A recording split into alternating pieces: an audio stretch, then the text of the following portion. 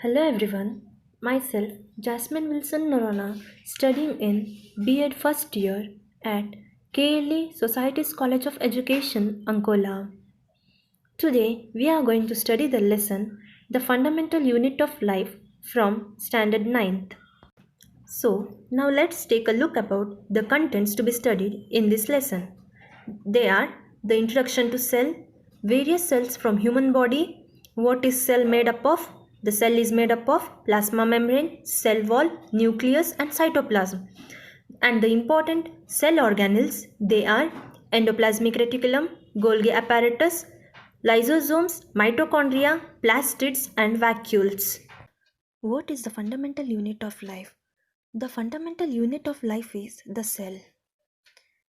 Robert Hooke discovered the cells in 1665. While examining a thin slice of cork, he saw that cork resembled the structure of honeycomb consisting of many little apartments. Cork is a substance which comes from the bark of the tree. He called these boxes as cells. Cell is a Latin word for a little room. He made this observation through his self-designed microscope. This may seem to be very small and insignificant incident, but it is very important in the history of science. What are living organisms made up of? Let us take a small piece from the onion bulb and peel off the skin from the inner side and transfer it to the water containing watch glass.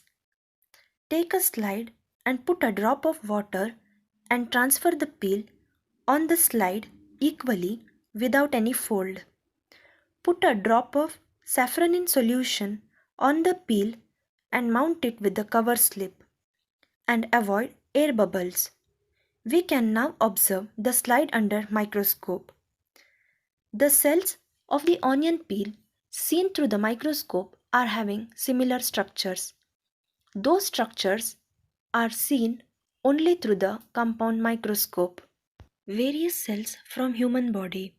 Some organisms can have cells of different kinds. Here are the pictures of some cells in the human body. They are nerve cell, bone cell, smooth muscle cell, sperm, ovum, blood cell, fat cell. The shape and size of the cell are related to the specific function they perform. Some cells like amoeba have changing shapes. Each living cell has the capacity to perform certain basic functions that are characteristic of living forms. Each cell has got certain specific components within it known as cell organelles. Each kind of cell organelle performs a special function, such as making new material in the cell, clearing up the waste material from the cell, and so on. A cell is capable to live and perform all its functions because of these cell organelles. What is a cell made up of? A cell is made up of a special component called organelles. If we study under microscope, we would come across three features in almost every cell. The cell is made up of plasma membrane, nucleus and cytoplasm. All the activities inside the cell and the interaction of the cell with its environment are possible due to these features. Plasma membrane. Plasma membrane is also called cell membrane. It is the outermost covering of the cell that separates the contents of the cell from its external environment. The plasma membrane allows or permits the entry and exit of some materials in and out of the cell. It also prevents movement of some other materials. Therefore, the cell membrane is called a selectively permeable membrane. Cell wall. Cell wall is present only in the plant cell. In addition to plasma membrane, they have another rigid outer covering called the cell wall. The cell wall lies outside the plasma membrane. The plant cell is mainly composed of cellulose. Cellulose is a complex substance and provides structural strength to plants. When a living plant loses water through osmosis, there is shrinkage or contraction of the contents of the cell away from the cell wall. This phenomenon is known as plasmolysis. Cell walls permit the cells of the plants, fungi, and bacteria to withstand very dilute external media without bursting. Nucleus. The nucleus has double layered covering called nuclear membrane. The nuclear membrane has pores which allows the transfer of material from inside the nucleus to its outside, that is, to the cytoplasm. The nucleus contains chromosomes which are visible as rod shaped structures only when the cell is about to divide. Chromosomes contain information for inheritance of features from parents to next generation in the form of DNA molecules. The nucleus plays a central role in cellular reproduction, the process by which a single cell divides and forms into two new cells. In some organisms like bacteria, the nuclear region of the cell may be poorly defined due to the absence of nuclear membrane. Such an undefined nuclear region containing only nucleic acids is called nucleoid. Such organisms whose cell lack a nuclear membrane are called prokaryotes, where pro means primitive or primary, karyote means karyon or nucleus. Here you can see the labeled diagram of prokaryotic cell. In the same way, organisms with cell having a nuclear membrane are called eukaryotes. Cytoplasm. When we looked at the temporary mounds of the onion peel, we can see the large region of cell enclosed by the cell membrane. This region takes up a very little stain. It is called the cytoplasm. The cytoplasm is a fluid content inside the plasma membrane. It also contains many specialized cell organelles. Each of these organelles performs a specific function for the cell. Cell organelles. Every cell has a membrane around it to keep its own contents separate from the external environment. Large and complex cells, including cells from multicellular organisms, need a lot of chemical activities to support their complicated structure and function. To keep these activities of different kinds separate from each other, these cells use a membrane bound organelles within themselves. Some of these organelles are visible only with an electron microscope. Some important examples of cell organelles which we will discuss now are endoplasmic reticulum, Golgi apparatus, lysosomes, mitochondria, plastids, and vacuoles.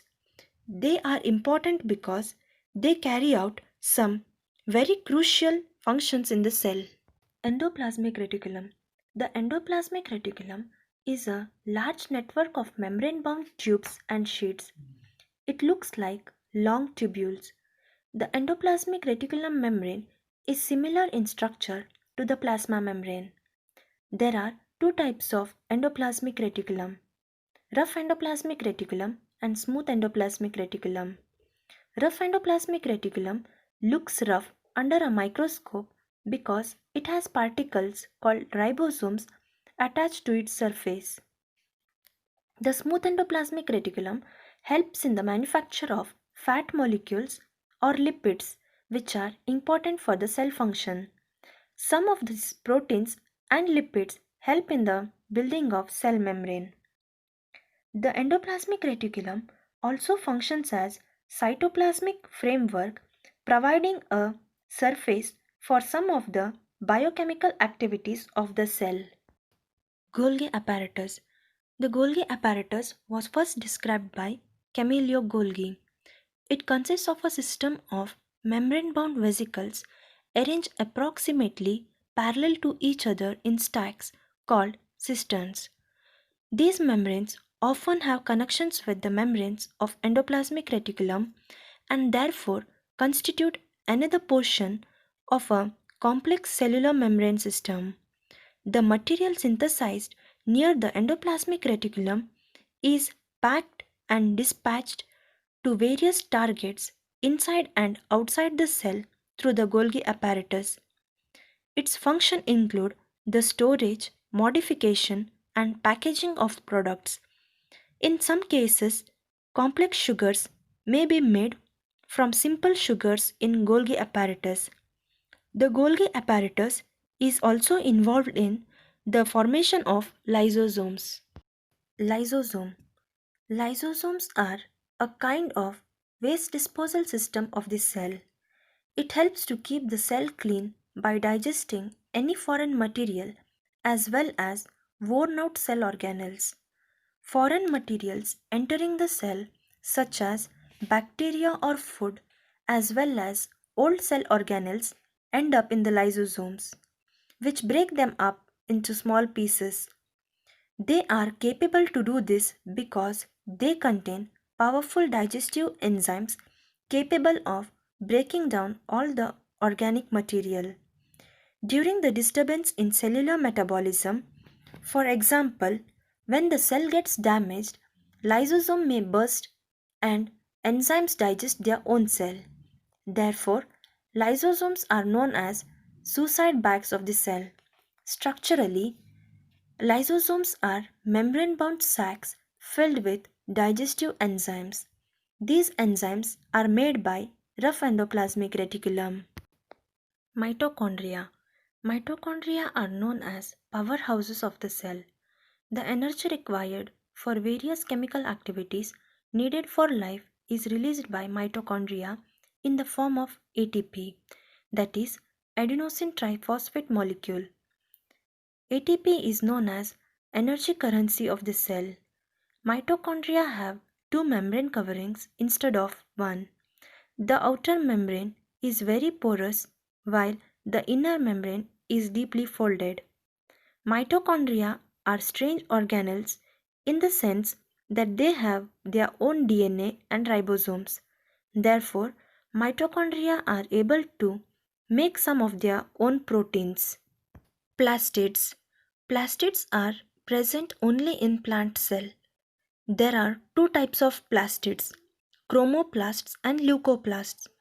Chromoplasts are colored plastids and leucoplasts are white or colorless plastids. Plastids containing pigment chlorophyll are known as chloroplasts. Chloroplasts are important for the photosynthesis in plants. Chloroplasts also contain various yellow or orange pigments in addition to chlorophyll. Leucoplasts are primarily organelles in which materials such as starch, oils, and protein granules are stored. The internal organization of plastids consists of numerous membrane layers embedded in the material called the stroma. Plastids are similar to mitochondria in external structure. Like the mitochondria, plastids also have their own DNA and ribosomes. You can see the picture of chromoplasts and leucoplasts on the screen. Vacuoles. Vacuoles are the storage sacs for solid or liquid contents. Vacuoles are present both in plant and animal cell. Vacuoles are small sized in animal cells while plant cells have very large vacuoles. The central vacuole of some plant cells may occupy 50 to 90% of cell volume. In plant cells, vacuoles are full of cell sap and provide turgidity and rigidity to the cell. Many substances of importance in the life of plant cell are stored in vacuoles. These include amino acids, sugars, various organic acids, and some proteins. Each cell acquires its structure and ability to function because of the organization of its membrane and organelles in specific ways. The cell thus has the basic structural organization. This helps the cell to perform functions like respiration, obtaining nutrition, and clearing of waste materials or forming new proteins. So we can conclude the lesson by saying that the cell is the fundamental structural unit of living organism. It is also the basic functional unit of life. Thank you for watching.